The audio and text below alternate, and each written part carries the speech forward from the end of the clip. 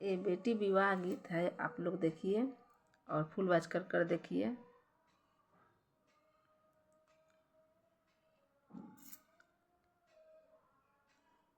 जालावा मेरो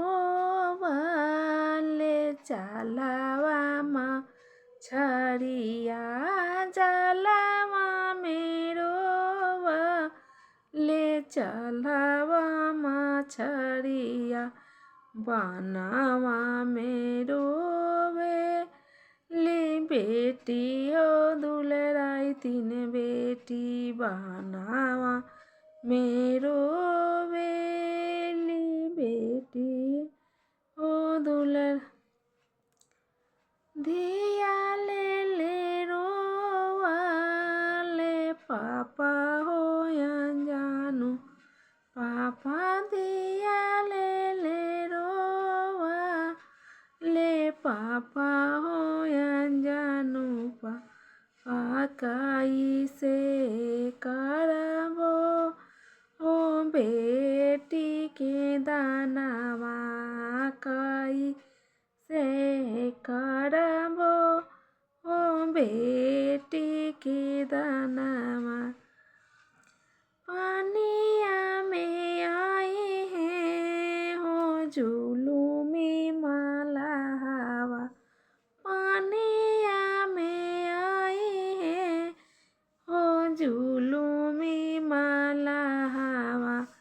फेंकी है जे जलवा हो फांसी है मछरिया,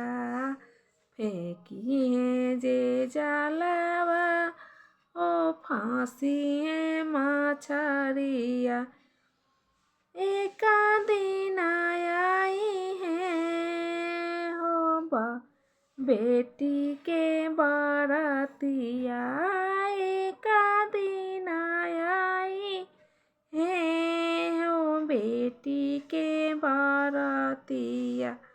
आई है दुल्हवा हो ले के हो जाई है, आई है दुल्हवा हो मांगी है विदाई, मांगी है विदाइया हो मांगी है विदाइया, मांगी है विदाइया हो मांगी है विदाइया। एक दिन आई है हो बेटी के बराती, हम नहीं जाननी हो पापा हो जानू, पापा हम नहीं जाननी हो पापा हो जानू, पापा नहीं आई थी हो तोरा को खिजाना में नाई, आई थी हो तोहरा को खिजा, हम नहीं जाननी हो पापा हो जानू, पापा हम नहीं जाननी हो पापा हो जानू, नहीं आई थी हो माँ के को खियाना, नहीं आई थी हो पापा के जांगी, अरे जांगिया बैठाइला हो बारा पुना कइला, जांगिया बैठाइला हो बारा पुना कइला, बेटी के समाइया हो बारा दूर कइला, बेटी के समाइया हो बारा दूर कई। सुना सुना बेटी